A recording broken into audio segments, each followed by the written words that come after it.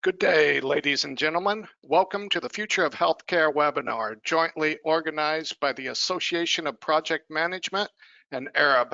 My name's Jim Pippin, the chairman of the APM Greater Bay Area branch here in Hong Kong, and I will be hosting today's webinar.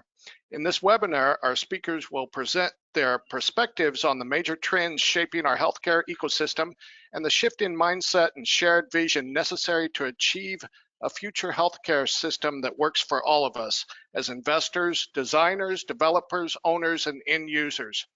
Today we have three expert speakers: Yannick Lenormand, Arup's East Asia Foresight leader; Patrick Young, Arup's Director of Advisory Services and East Asian Healthcare leader; and Ms. Alice Chow, Arup's East Asia Advisory Services leader and Arup Fellow. We'll have a panel discussion where we'll answer some questions from the floor. Without further ado, I'd like to introduce our first speaker, Yannick, to deliver his presentation.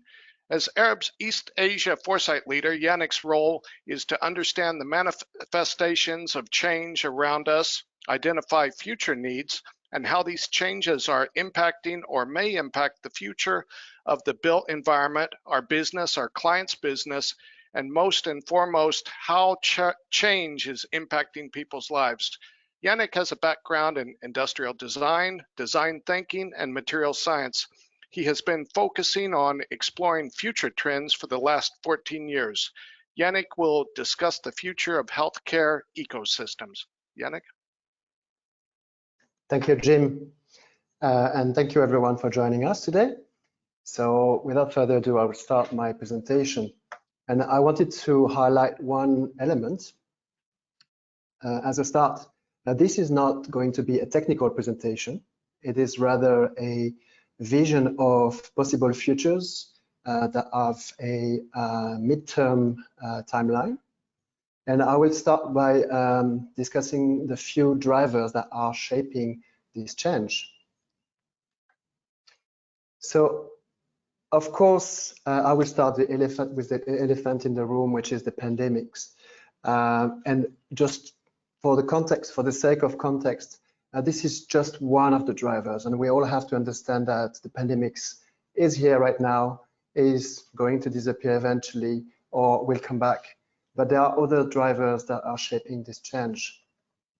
So, in a nutshell, about the pandemic, everybody has heard so many things about it. What I would say is that it is just an accelerator of change. For example, the digital transformation that is associated with all our work and the healthcare ecosystems has been drastically accelerated, and also the user expectations. The second driver is about climate change. So this is the big wave coming after the pandemics. On one way, the healthcare ecosystem as we know it has a huge impact on climate change due to the operation and the supply chain that is associated with healthcare ecosystems. And on the other side, on the other end, climate change will impact healthcare ecosystems in many ways. The third one that we will, of course, be talking about is new technologies, the acceleration of the adoption of technologies that I mentioned earlier, but as well the new technologies that are coming into play and that are really accelerating the change and the connection with the healthcare providers to the patients. We see a lot more of remote patient monitoring, for example, RPM technologies, but you will see other technologies that are being implemented in healthcare. The fourth driver of change is of course, the aging population. So the impact of the aging population will add its load into the healthcare systems. And we will have to basically be able to have all this aging population and take care of them in the right way. The other change, a drastic change that is happening, is the changing workforce. So we often talk about the hospitals, we talk about the patients, but there's all the workforce that is associated with the healthcare ecosystems. And their expectations, also the way they work, is also changing. The way the workforce is managed in a way that we can organize the workflow of the workforce is changing. Digital technologies and automation in the hospitals is drastically changing the staff responsibilities. The healthcare providers are changing the way they are basically operating. So this was for the drivers. So how will our healthcare systems change? And again, this is a 5 to 10 years window to the futures. The first things that we are seeing is a shift to preventive models. So here we have an illustration of what that could be. New approaches to healthcare will seek to achieve health through and by design. That means we're not necessarily talking about hospitals here. We're talking about active design implemented in everyday life. For example, connection to sports facilities embedded into the design, like you can see here, for example, climbing walls, cycling paths, or any other elements such as access to natural light. So design flexible and adaptable healthcare facilities to anticipate and respond to changing user needs as well is going to be very important. Here's an example in Xiamen in China. It's a case study that shows this cycling path that is 8 kilometers long, and that is really hovering over the traffic, and is very nearby a lot of residential areas. So studies show that if you have people who are living within 500 meters of any accessible green space or active living kind of features, they can increase their health by a lot. Here is another example in the UK where the Marmalade Lane is a co-housing scheme in Cambridge. So what's interesting here is that there is a mix of people in these areas. You mix generations. You also put them in a place that is quite pleasant to be in. It doesn't feel like it's a healthcare location. It looks more like apartments with play areas.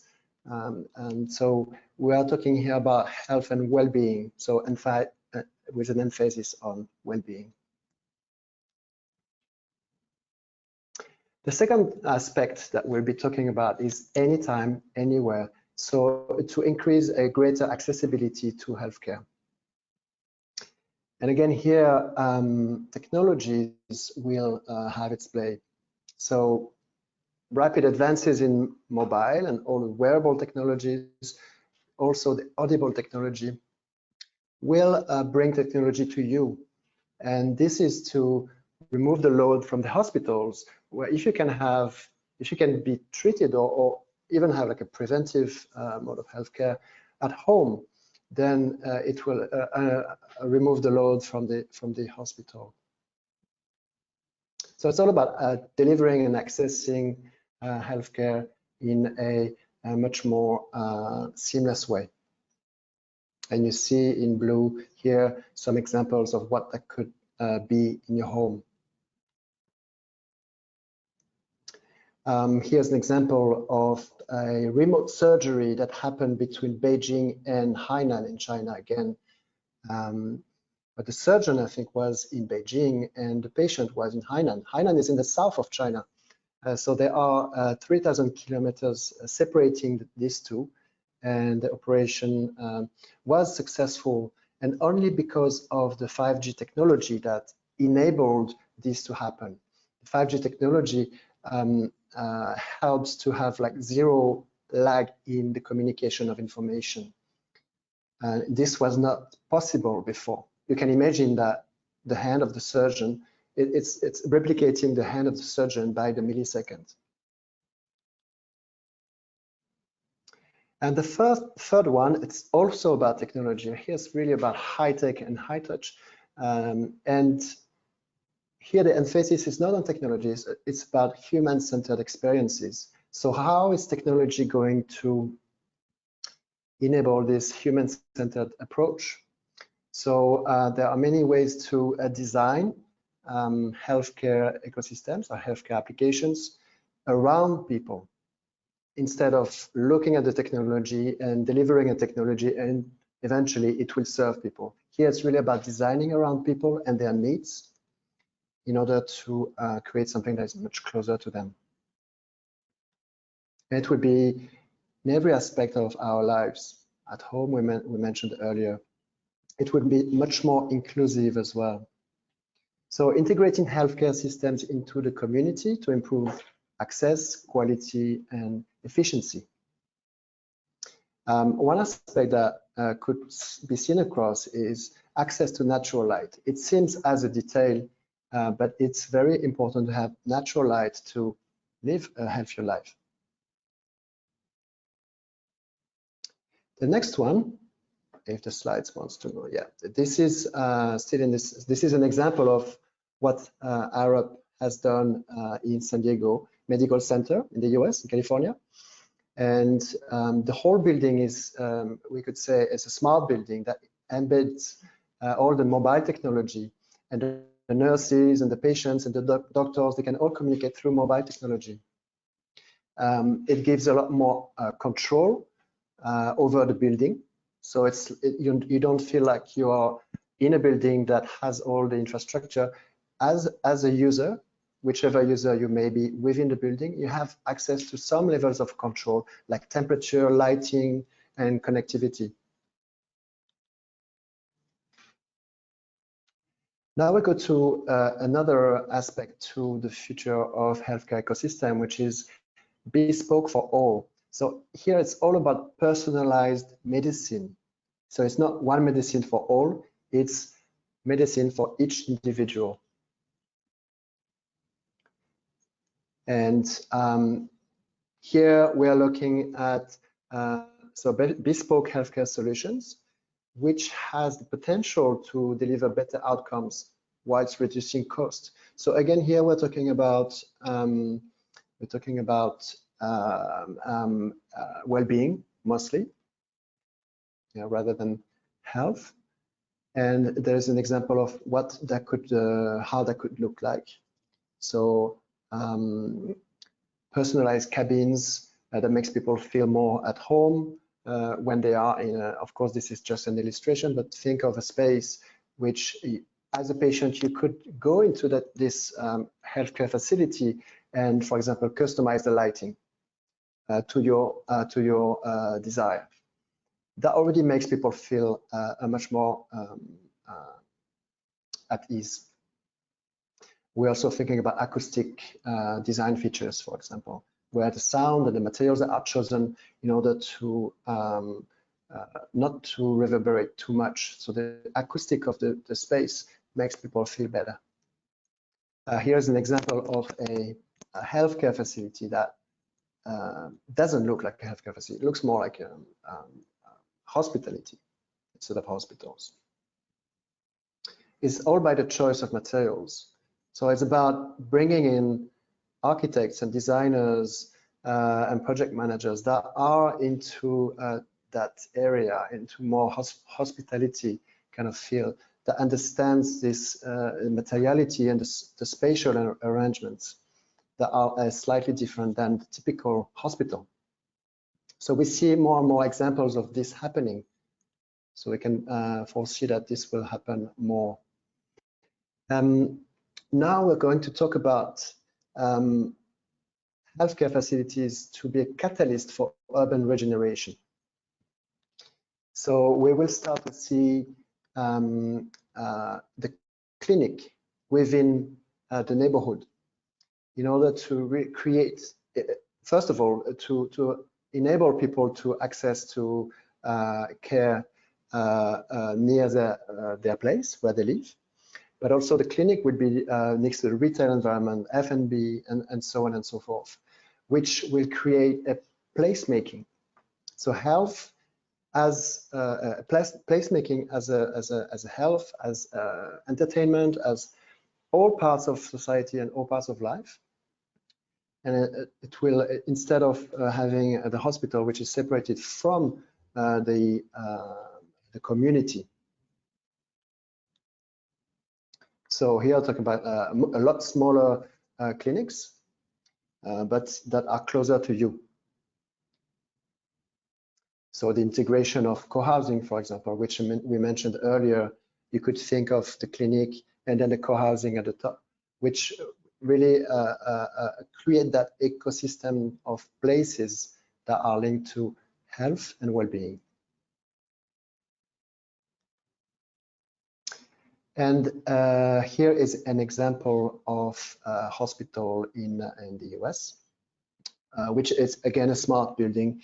It's using advanced analysis tools that Arup has developed in order to really anticipate, for example, seismic conditions of the environment.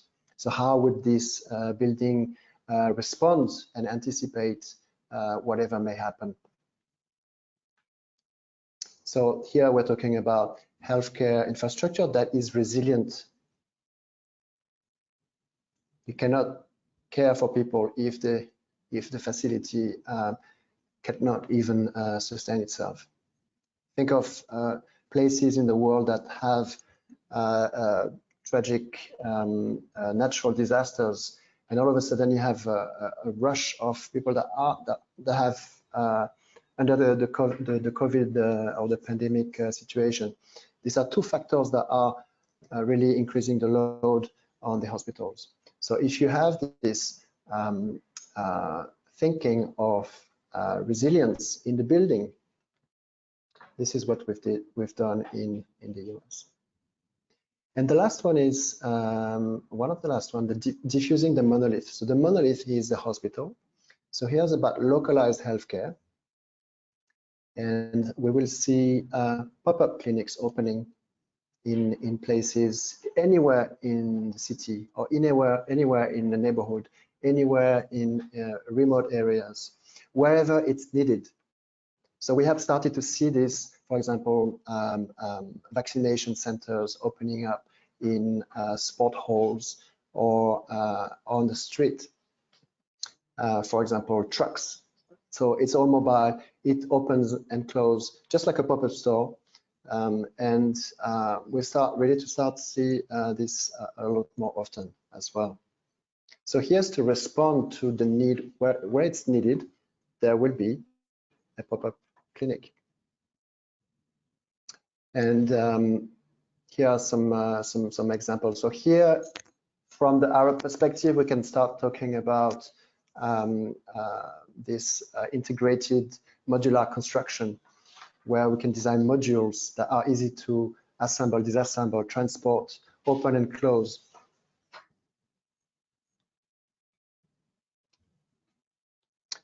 Here is an example of something we've done that's called Arup Care Box in Dublin, Ireland. And it's a series of design guidelines to scale modular and rapid solutions to solve the intensive care problems and the ward shortage. So this is a module, you can open it. It's like a pop-up ward bed solution. Could be quickly transported and so on and so forth. And this is the last one. This digitization of healthcare operations. I can hear my echo. It's strange. And here we are thinking of so everything behind the scenes. So you see on one side humans, and the other side all the automation, robotics. Could be robotics, could be any type of automation. But it's talking about there is an increase is in buildings that are designed, that will be designed for both human and robots. And that is also increasing. It doesn't mean that we are removing the people from the hospital, of course not, but we are increasing efficiency by adding some automation. And I think Patrick will talk a little bit about automation and robotics in his talk. And this is all about increasing efficiency of the systems. And of course, it will evolve to provide greater access to patients.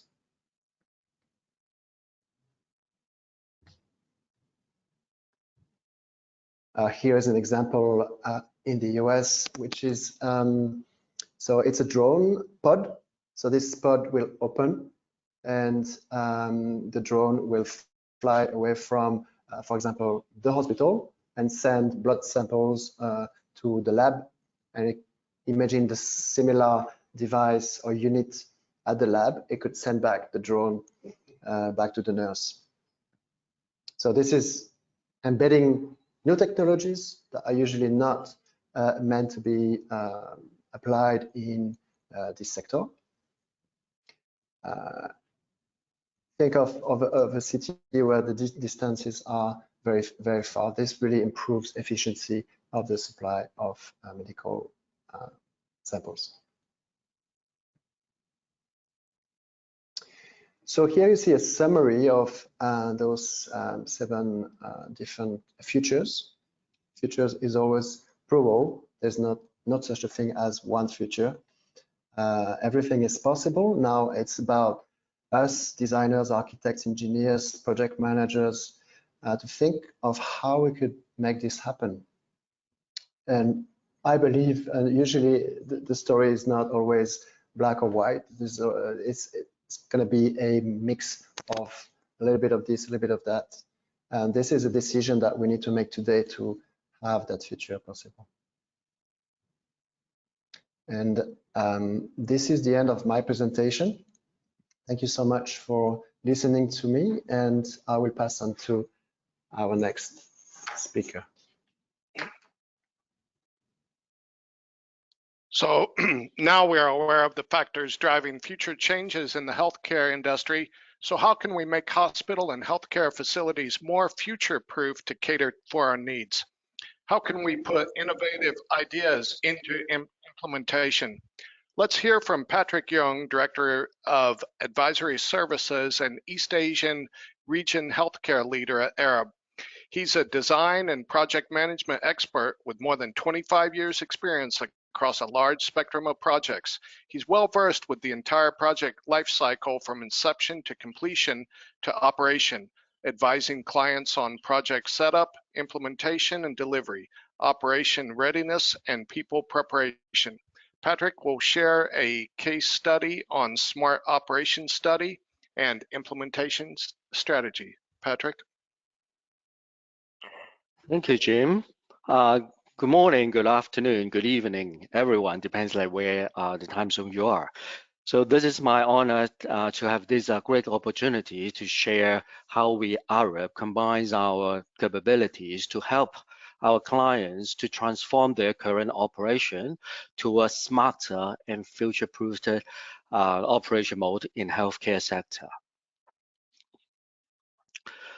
So before the case sharing, I would like to take a minute to introduce you Arup Advisory Service, which is the professional from Arup Advisory Service team, which form part of the major part of the Smart Operation Advisory Services.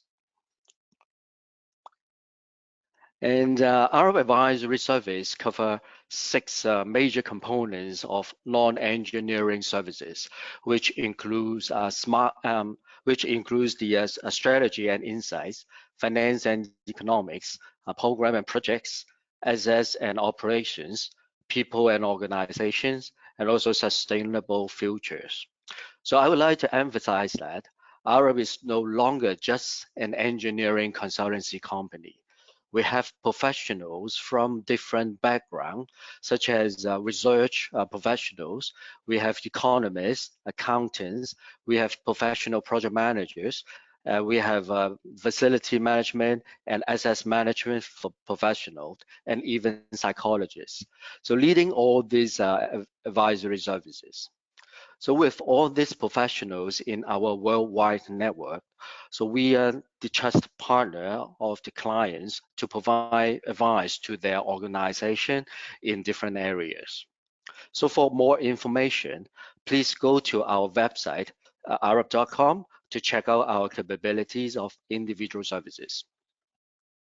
So in terms of hospital operations, to echo Yannick's presentation, a step change is demanded in the many healthcare facilities all over the world. So this is to get the facilities ready for the next generations of operating model, and most importantly, to equip the facilities for the post-COVID world. So later, I would like to share one of our cases in Hong Kong and show how we help the hospital to transform their operation from a high-level vision to an actual implementation and transformation planning.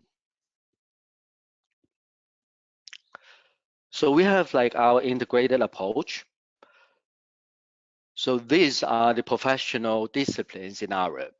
For health operation advisory services, it is led by a group of professionals in operation consulting, program and project management, facilities management, and finance and economics, with the support of a group of technical professionals, including advanced technology engineering. We have our architect, communication and IT. We have logistic consultant, security consultant, structural engineering, and also traffic and transportation engineering. So here is our project that I would like to share, and have a look of the project background. So the project is one of the hospitals in Hong Kong undergoing a redevelopment. The plan is to build a new acute block with 1,500 additional beds to the overall hospital campus, which will be completed in 2027. But the existing block will then be retrofitted for another additional 600 beds with a completion date of 2028. The smart operation study was started in the 1 to 500 concept design stage when the blocking and stacking of the new hospital block was designed. And it was an ideal starting point, in my point of view, for the study because it provides a high-level concept of the building context as a baseline for the operation team to define the needs of future operations. And the study with the recommendation was ended in the middle of round 2 user engagement process under the schematic design. So this time frame is also good in providing flexibility in certain level for the layout refinement before finalizing the schematic design. So this smart operation study has covered a number of different functions which form the critical backbone of the hospital operations. So these functions include the catering, pharmacy, pathology, warehouse supply, supporting services, medical records, sterile supplies, and also waste. So all the operations are labor intensive, and the demand for manpower will keep increasing due to the additional bed number for the new development. So how the study kick off? So here we are. The first step was to define the study objectives and guiding principles. So in Hong Kong, the common objectives for operation transformations are to reduce the labor-intensive work processing due to the shortage of labor and aging problem. The second objective is to increase the spatial efficiency due to the limited availability of land in Hong Kong, and also to eliminate the non-value-added activities in the operation. So a set of guiding principles were defined to set out the criteria for selecting the smart operation solution. So in this particular project case, we have 5 sets of principles. The first one is to minimize the impact to the current design or layout. The second is that solution has to be feasibly implemented and practical. And we should have the solution as a hospital-wide solution that provides the same or the similar performance as the departmental solutions. The fourth one is the solution has to be a strong benefit case in terms of quantitative and qualitative analysis. And the final one is the solution has to be supported by users. So we were using the lean process with a bottom-up approach to review the existing operation process of the hospital to understand the pain points, non-value added activities, and also the barrier to efficiency for each of the back of house services. And all the workflow of these operations will then be mapped out and reviewed. So in this particular case, our operation consulting team has mapped out a total number of 47 processes with a series of site visits and also user workshops for understanding and validating the current process in the hospital. And talk about the opportunity for improvement. After the review, and we have identified a number of critical pain points related to storage, excessive amount of rework activities, and bottlenecks such as the use of the lift for all transportations. Some issues are specifically to particular surface, but every surface also share a common theme, which is the manual transportation of products. And this is a very significant barrier to the operation efficiency in the hospital. And let's have a look of our recommendation.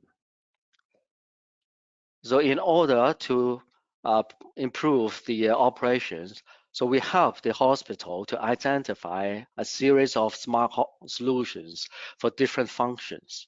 Some suggestions items include, just like on the screen, the automated waste collection system, which is a fully closed solution for transportation of general waste and also soil cleaning from all floors with a minimum manual interventions.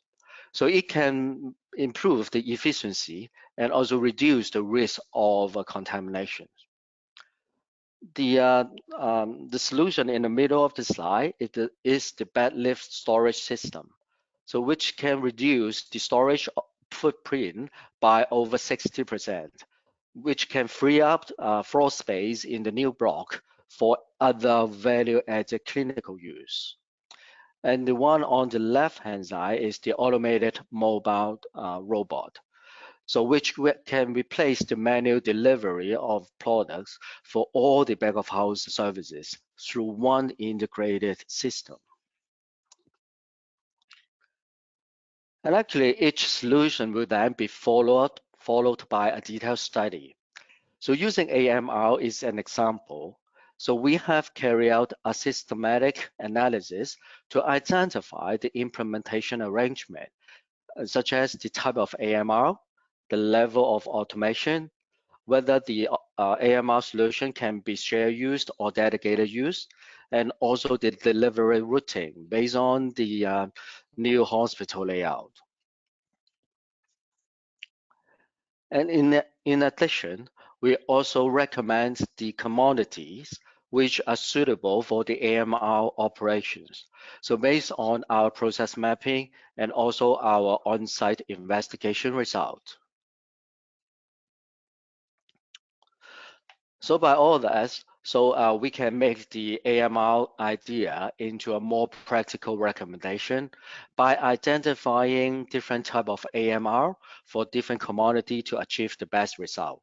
Say, for example, the Taiwan AMR, which can actually carry the largest carrying capacity for material. The Type 2 AMR can carry enclosed and also secured drawer, which is for some confident that it is very high security demand material. And the third one, AMR, which can actually carry like relatively smaller size of material, which can be used in a delegated department. And the most left one is the AMT, which is used for milk delivery. But that's not enough to conclude the study yet. So our team has further identified the level of automations in different work processes. So we determined the staff responsibility and also defined the ultimate task for the AMR system, such as the AMR will actually provide different level of automation. In this slide, the level one is the material will be delivered with the destinations at the door of the ward. So we define that as level one automation. Level two is the material will be delivered to the nursing station or at the door of the storage room. That is level two. Level three is the AMR will actually go into the storeroom. And even level four, the AMR and the material can actually be exchanged or replenished inside the storeroom. So we call that level four. So after that, we put all the AMR deliveries into a daily operation schedule to find out the peak delivery time, which defines the total AMR number required and the arrangement of the associated parking and charging stations. In this case, we have assessed a total number of 98 AMR for the entire hospital campus. So our finance team will then kick into this study to carry out a quantitative benefit analysis. So the benefit case for automations was predicted on the removal of the manual transportation with the redeployment of hospital delivery staff to other value-added activities, to reducing numbers or contract staff, and also avoidance of further delivery staff employment.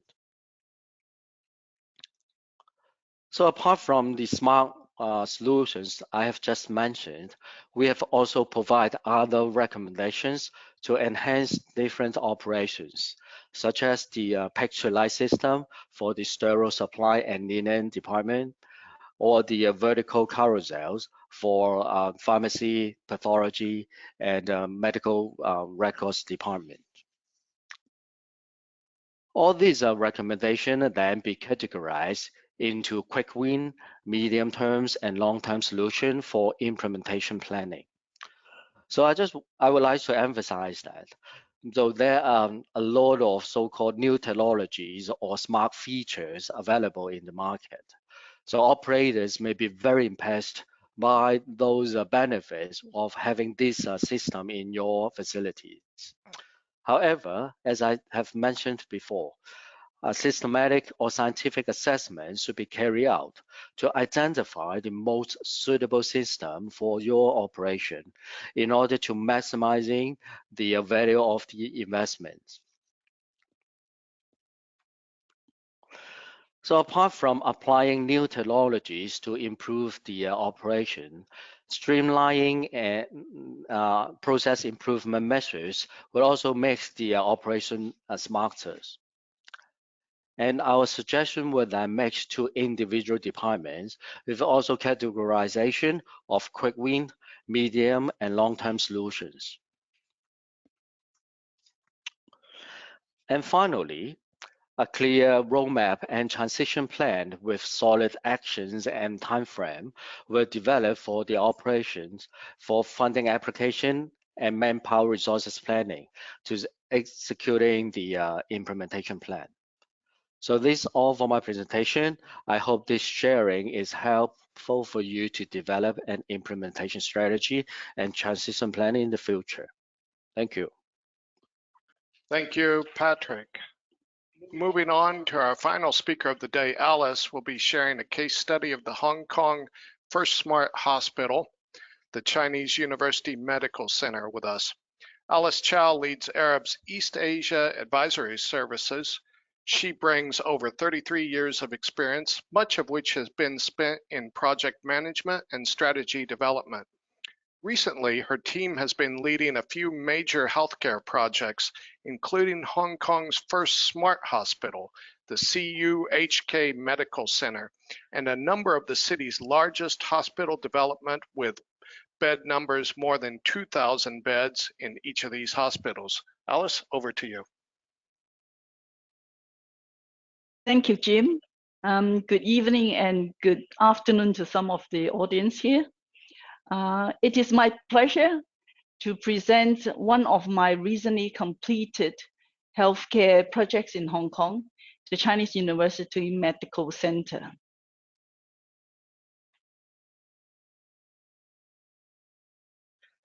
In Hong Kong, let me talk about the background of this hospital. In Hong Kong, the public hospital charges are very low. And as the low hospital fees do not alter the good quality of services provided by the public sector, it results in a large influx of patients visiting the public hospitals and subsequently cause long waiting time. However, private hospitals have an adequate service capacity, yet most citizens are unwilling to use private hospital because it is more expensive. I have a video to show you and have Josephine to help me.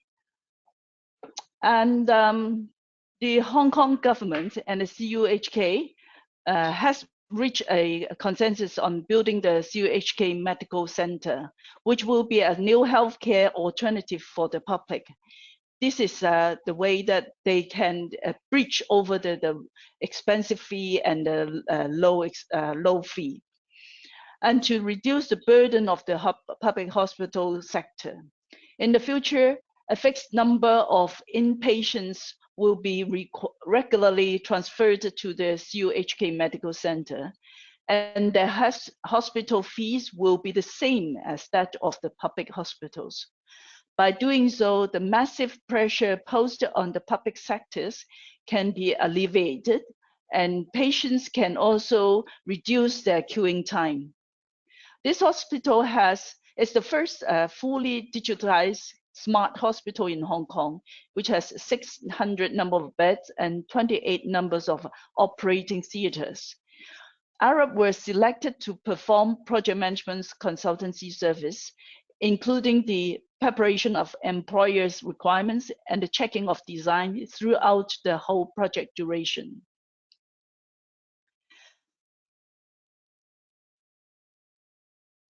Sorry, I can, yeah, sorry. And okay, then the next slide is showing the evolution of project management. Before I share the hospital details, let me highlight the evolution of project management in the industry and see where we are now.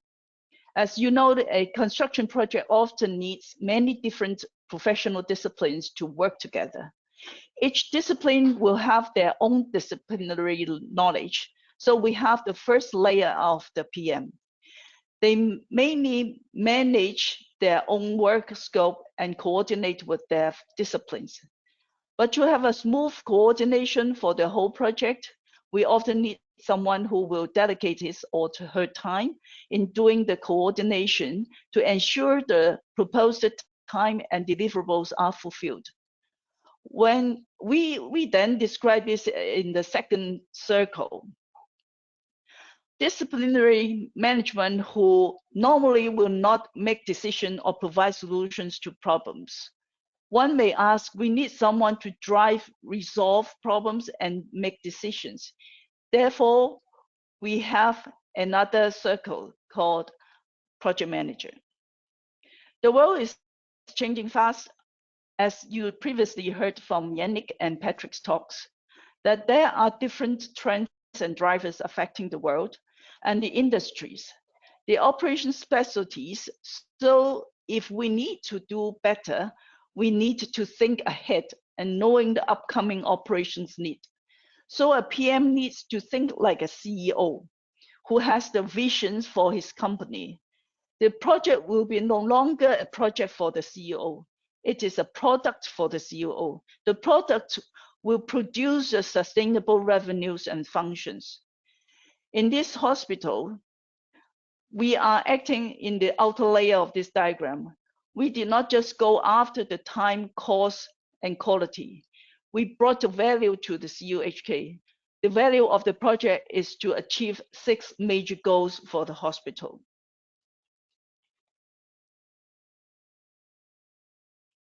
The first goal is, as you see that there's 6 goals I indicate in here. The first goal is emphasize of patient experience.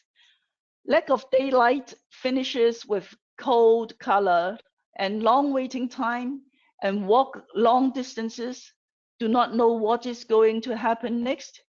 And these are the examples that which result in bad patient experience. This design should avoid. And then the second goal is to maximize the clinical space.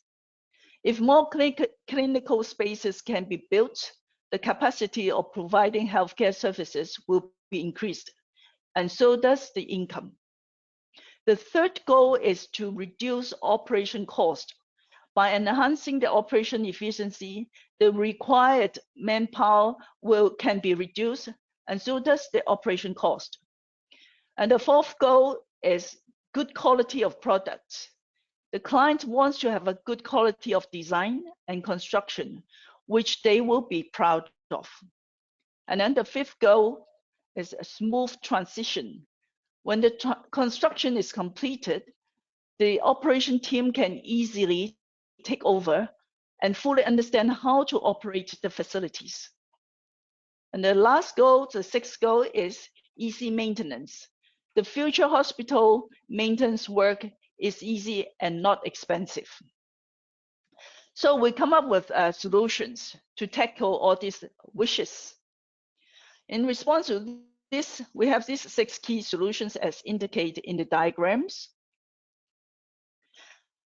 The first solution that I indicate here is the patient-centered design. Here are some photos showing the interior and exterior of the hospital. You can see the hospital is providing a homey and healing environment to the patients by using the finishes and lighting in warm color, together with some features, decoration, and landscaping. A pleasant environment is absolutely beneficial to the recovery of a patient. And the second solution is the smart technologies. The first fully digitized smart hospital in Hong Kong, we have 3 main areas for the adoption of smart technologies, which were focused. The first one is to achieve paperless medical record. By digitizations, the caretakers and patients can handle and keep the medical record much easier. More importantly, less storage space is required, which result in more space available for clinical services. And then the second one is the adoption of mobile ICT by establishing the apps for doctors, nurses, and patients. They can plan their hospital journey in advance, shorten the waiting time and idling time, also some convenience in viewing or managing the medical record. The third one is the adoption of IoT by using the equipment or devices connected to the hospital IT networks. Equipment and high-risk patients, such as baby, can be tracked so as to enhance the patient's safety and operations efficiency. And then the third solution is the third-party logistics, 3PL. This is a supply chain management concept, which is the first time to be adopted in the hospital in Hong Kong. To facilitate the implementation of this new concept in Hong Kong, we have provided separate services to implementation of to them for the design of supply chain management of pharmaceuticals and medical consumables.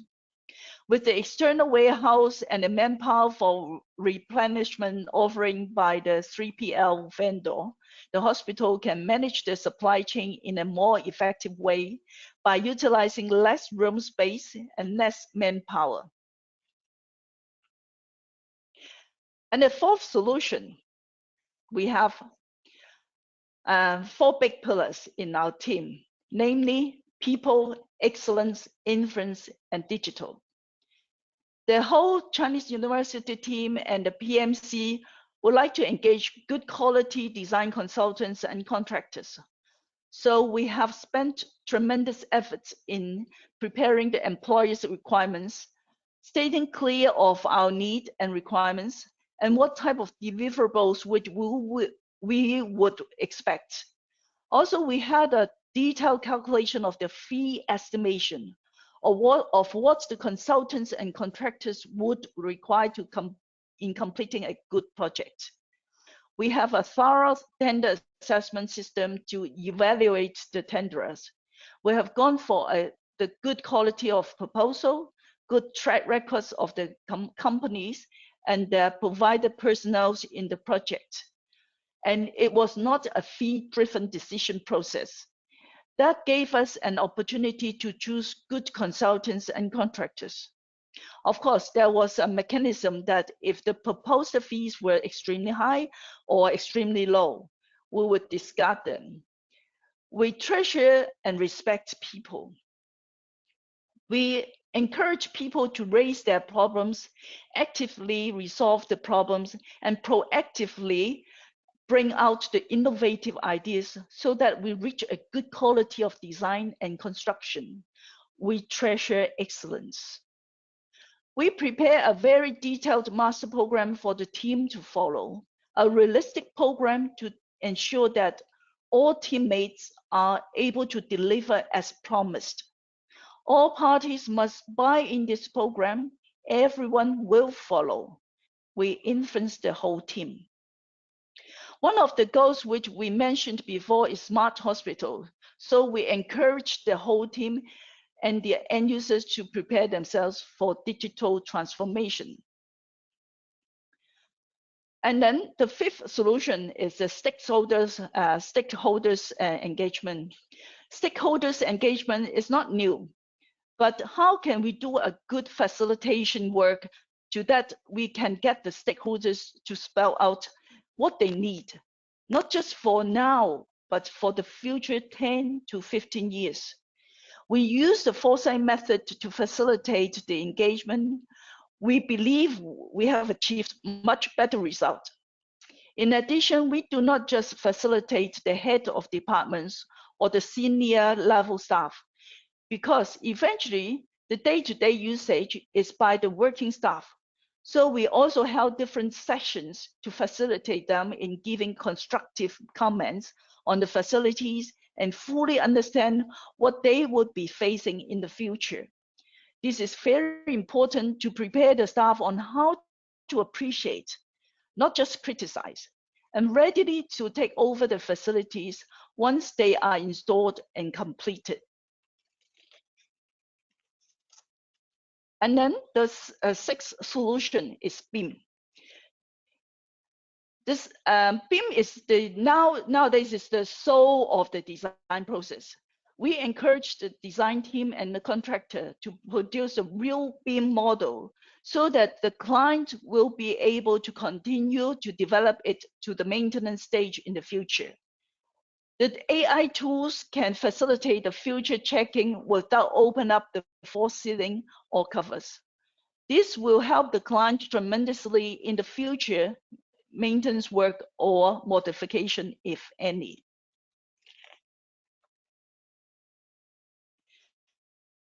And sorry. It's not moving.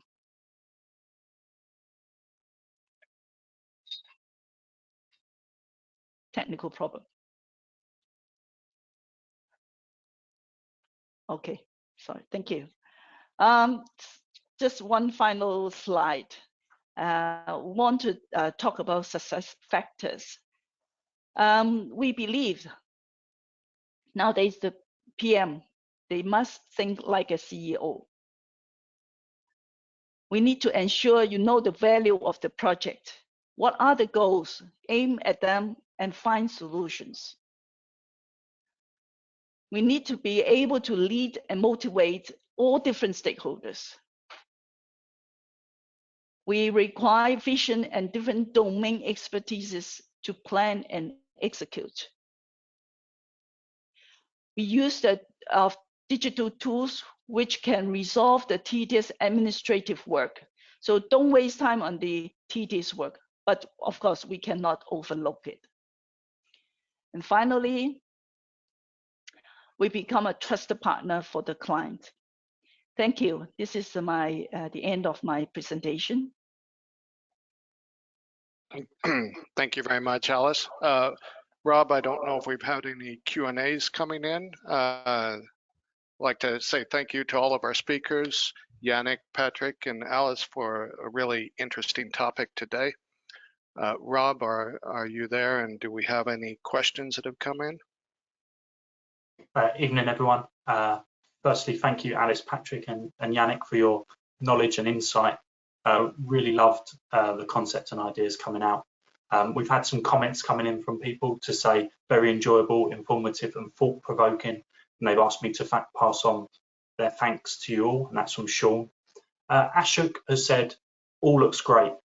One of the challenges could be is where do we find the space with more and more people?